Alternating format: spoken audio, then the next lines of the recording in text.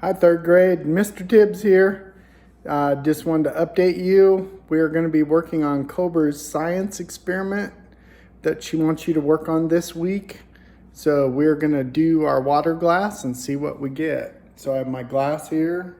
I'm going to fill it up with water.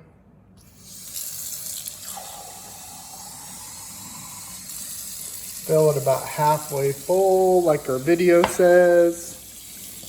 And then we're going to cover it with saran wrap.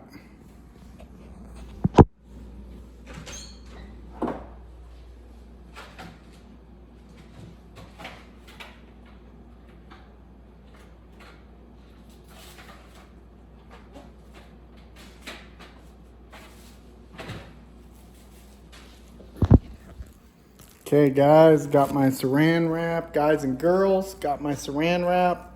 And I'm gonna cover.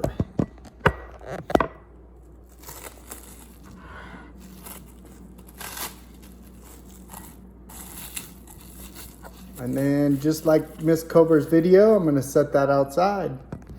We're gonna check in tomorrow with her and see what we got. Have fun guys, see you soon.